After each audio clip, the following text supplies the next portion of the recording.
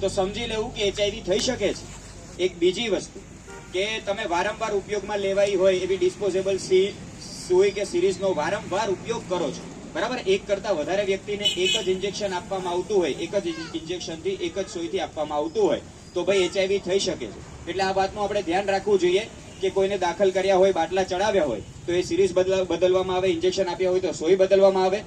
આ બીજું કારણ હતું. હવે ત્રીજું કારણ કે કોઈ સગર્ભા મહિલા હોય, જેમ કે આપણા સંગીતાબેન છે, એવી રીતે કોઈ પણ સગર્ભા મહિલા છે, ગર્ભવતી મહિલા છે, અને એમને જો એચઆઈવી છે તો એમનું જે આવનાર બાળક હશે એને પણ એચઆઈવી થઈ શકે. એટલે આ વસ્તુનું પણ ધ્યાન રાખવું.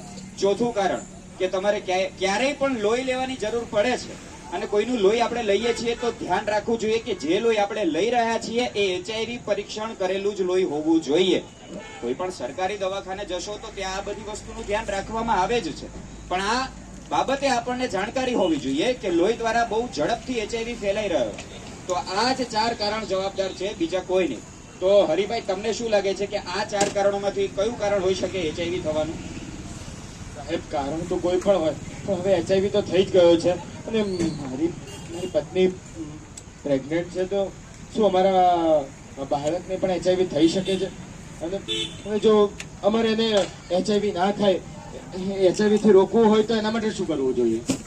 હા, જેમ કે મેં તમને જણાવ્યું કે સગર્ભા મહિલાને જો એચઆઈવી થયો હોય તો આવનાર બાળક ઉપર પણ ખતરો છે, પણ એના માટે આપણે અમુક વસ્તુની કાળજી રાખી શકીએ.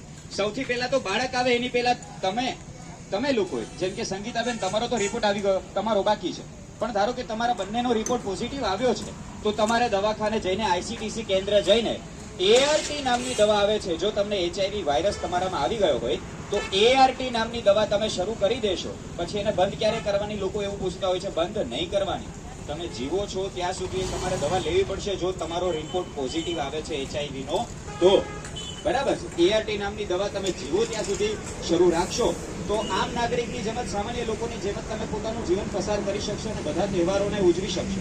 પણ ખાસ કરીને એક વસ્તુનું ધ્યાન રાખવું કે કોઈ પણ વ્યક્તિને ખાલી આમ જોવાથી ખબર ના પડે કે એને એચઆઈવી છે કે નહીં.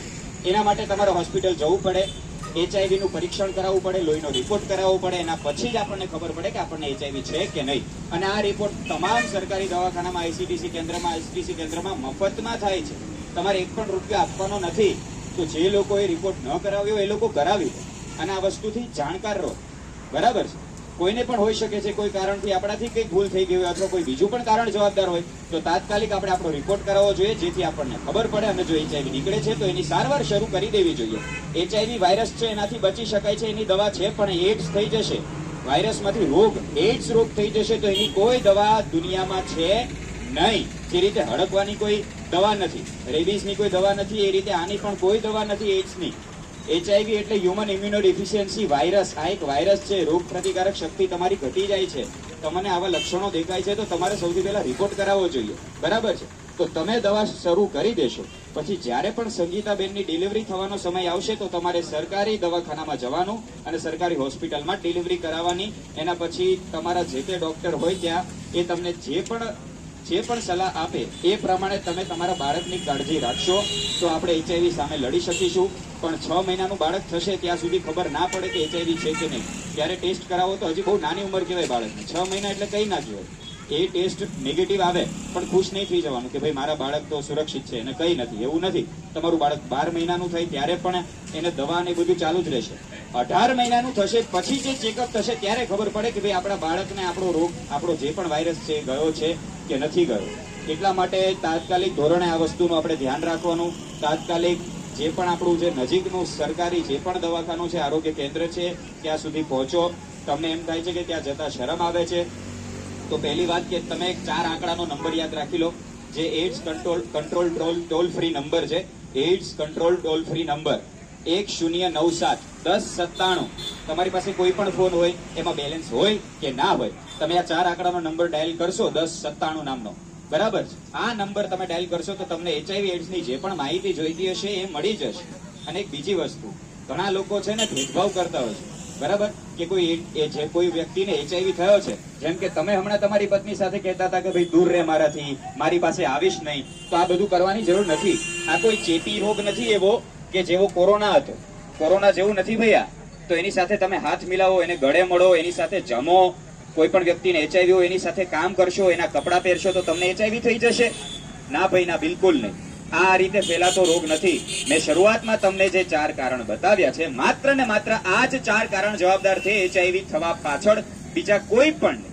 એટલે કોઈની સાથે ભેદભાવ કરવો નહીં. અને જો કોઈ પણ વ્યક્તિ તમારી સાથે માત્ર આ કારણથી ભેદભાવ કરે છે કે તમને એચઆઈવી છે, તો તમે લોકો એક વસ્તુનું ખાસ ધ્યાન રાખજો. જે લોકો આપણે ભારતના નાગરિક છીએ કે the HIV ads and prevention control act 2017 આપણી પાસે આવેલો છે, જેમાં સાફ સાફ લખ્યું છે કે કોઈ પણ વ્યક્તિ તમારી પાસે માત્ર ને આ કારણથી ભેદભાવ કરશે કે તમને એચઆઈવી એડ્સ છે, તો તમે લોકપાલ સમક્ષ કોર્ટમાં ફરિયાદ કરી શકો છો અને પોલીસ સ્ટેશનમાં જઈને પણ પોલીસને પણ ફરિયાદ કરી શકો છો.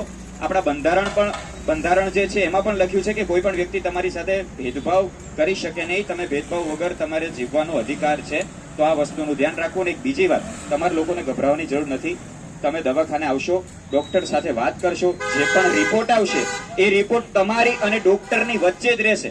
આ માહિતી ગુપ્ત રાખવામાં આવે છે, તો શરમમાં આવવાનું નહીં, આજુબાજુ વાળાનો બીજા લોકોનું વિચારવાનું નહીં, સમાજની બીક નહીં રાખવાની.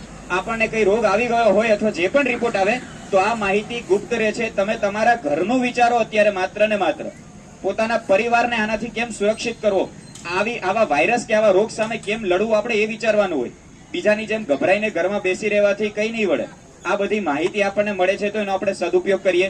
આપણે સાંભળ્યું છે આપણા નજીકમાં કોઈ રહેતું હોય, જે લોકો અહીંયા ન આવી શક્યા હોય, તો એ લોકો સુધી આ માહિતી પહોંચાડીએ અને લોકોને જાગૃત કરીએ, જેથી કરીને એચઆઈવી એડ્સ નામની જે પણ વાયરસ ને રોગ છે એ આપણાથી દૂર રહે.